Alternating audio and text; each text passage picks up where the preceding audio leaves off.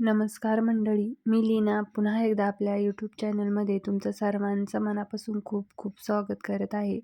तर सकाळी सकाळी बघा, आता यांना पण सकाळ शिप आहे आणि याची पण स्कूल आहे. तर सकाळीच असते दोघांना, याला 8:30ला आणि त्यांना 8ला जायचं असतं. त्यामुळे सकाळी सकाळी माझी देखील आता धावपळ होती, कारण दोघांना पण सोबत जायचं असल्यामुळे दोघांचे डब्बे आवरून द्यायचं. त्यानंतर पावसाची सारखी शिडशिड बाहेर चालू आहे. त्यानंतर बघा, तर डब्बा वगैरे त्याला पॅक करून दिला आणि त्यानंतर इकडे त्याचे बुक चेक करायला घेतले होते. कारण आपण जर लक्ष दिलं नाही ना, तो कसं पण भरतो आणि त्याचं चालू असतं. तर म्हटलं आजच आपण भरून व्यवस्थित चेक करून द्यावा. कारण 2-3 दिवसापासून माझं काही लक्ष नव्हतं त्याच्या बुक वगैरेकडं. तर मग त्याची आता त्याला स्पेशली इथं ही ठेवण्यासाठी जागा दिली, तरी पण तो व्यवस्थित काही ठेवत नाही. कारण तेच असं असतं, आणलं अभ्यास झाला कुठेही टाकायचं. मग आपणच ते व्यवस्थित बघून चेक वगैरे करून द्यायचं. तर आता बॅग वगैरे भरतो तो, पण आपण भरून दिलं कसं त्याला पण छान वाटतं. कधीतरी कधीतरी धावपळीत तो पण भरतो. पण आपण चेक करून भरून देणं म्हणजे त्याला असं वाटतं का त्याच्या मनात असं येतं का मम्मी माझं खूप काम ऐकते, मग त्याला चांगलं वाटतं.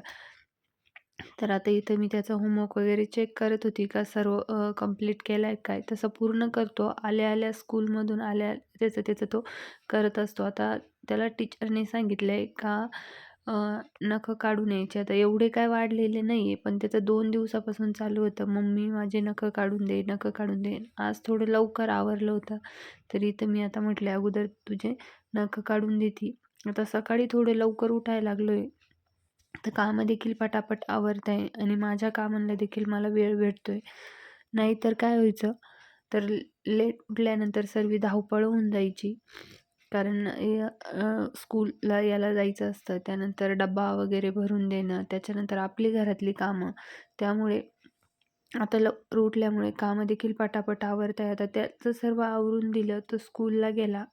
आता बाहेर पाऊस पडतोय, तर पाऊस नसला मग तो त्याचा जातो. पण पाऊस पडतोय त्यामुळे त्याला खाली सोडायला जावं लागतं. कारण जाण्यापर्यंत ओला होऊन जातो. बाहेर सारखी शिडशिड चालू आहे त्याच्यामुळे. तर मग त्याला छत्री घेऊन खाली सोडवायला गेली. त्यानंतर आता तिथून आली आणि लगेचच घर आवरायला घेतलं. आता रात्री कालचे जे कटिंग वगैरे काही केले होते, ब्लाऊज कटिंग केलं होतं कारण स्टिच करायचे होते, ते स्टिच केले. त्यानंतर पॅटर्न वगैरे काढायचे होते, काही व्हिडिओ देखील अपलोड करायचे होते, तर त्याचे देखील व्हिडिओ शूट करायचे होते. आता ते सर्व करून हा पसारा जो होता तो असा नसाच मी ठेवलेला होता.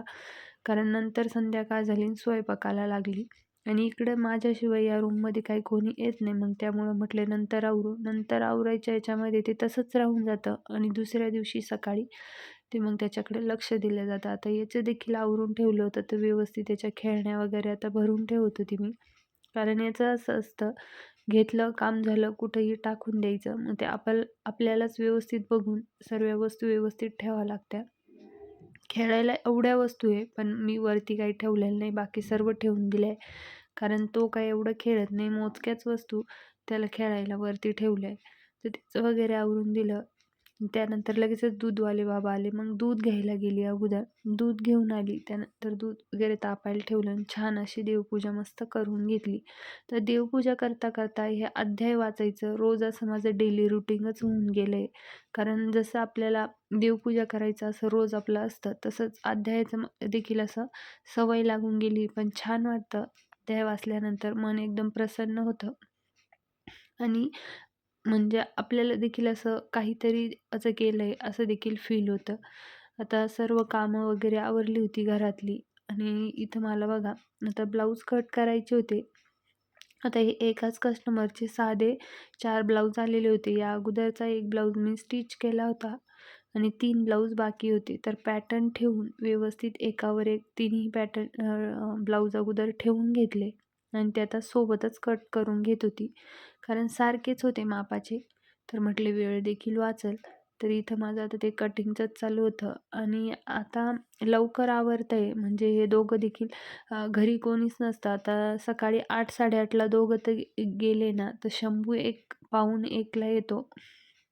आणि त्याचे पप्पा 4:30 पर्यंत येतात. तोपर्यंत माझे सर्व कामे शंभू येईपर्यंत आवरलेले असतात.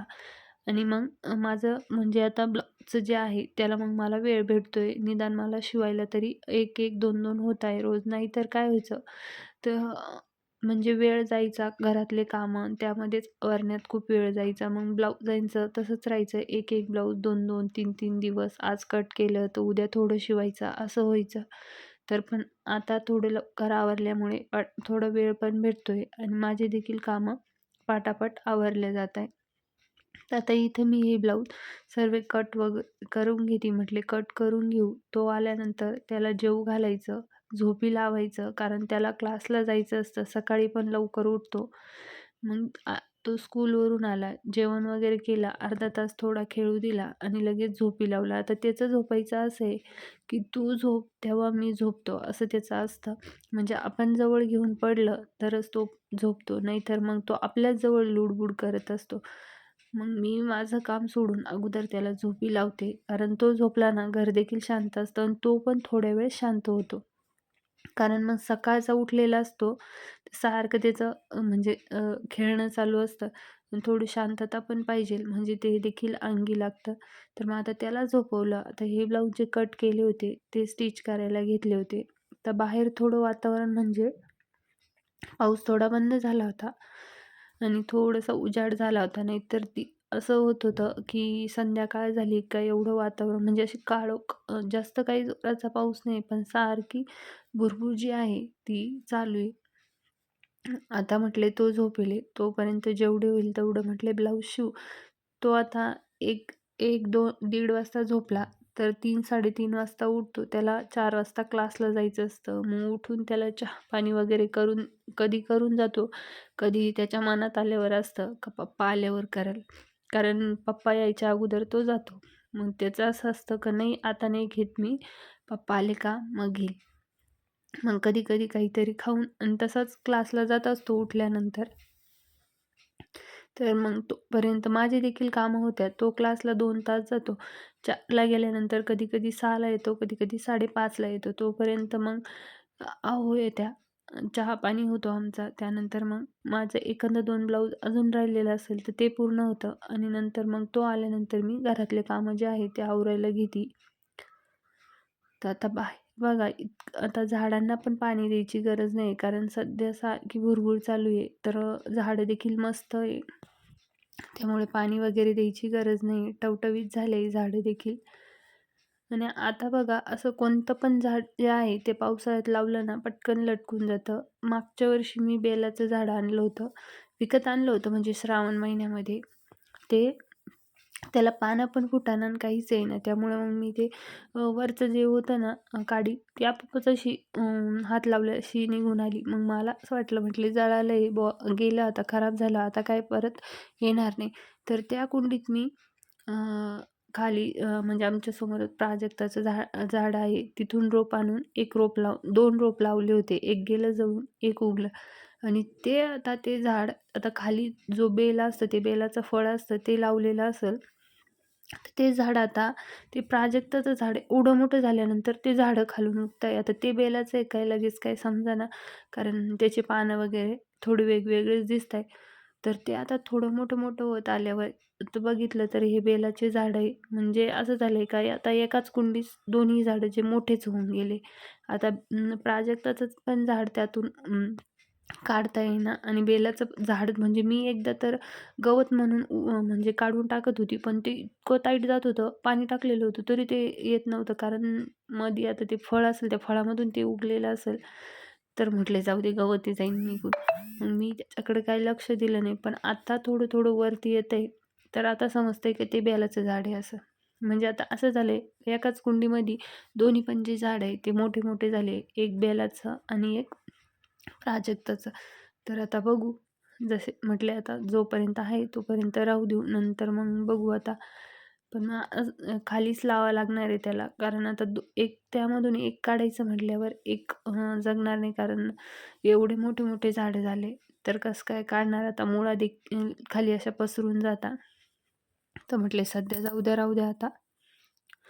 तर इथं म्हणजे हे 3 ब्लाऊज जे होते त्यामधले एक ब्लाऊज आहे ते झालं होतं आणि दुसरं मी शिवायला घेतलं होतं. तर शंभू देखील उठायची वेळ झाली होती, कारण 3-3:30 वाजता, पावणे 4 वाजता उठवलं ना, 10-15 मिनिटात तो आवरून मग जातो आणि त्याची झोप देखील होते. आता झोप झाली ना, मग सकाळी देखील उठायला त्रास वगैरे तो जास्त देत नाही. तोपर्यंत म्हटले तो उठतो तसा, म्हणजे त्याला बरोबर 2-2.5 तासात जाग येऊन जाते आणि लगेच चेक करत असतो का मम्मी आहे का नाही. मग आपल्याला तिथून बेडमधून आवाज येणार, "मम्मी, मम्मी कुठे आहे तू?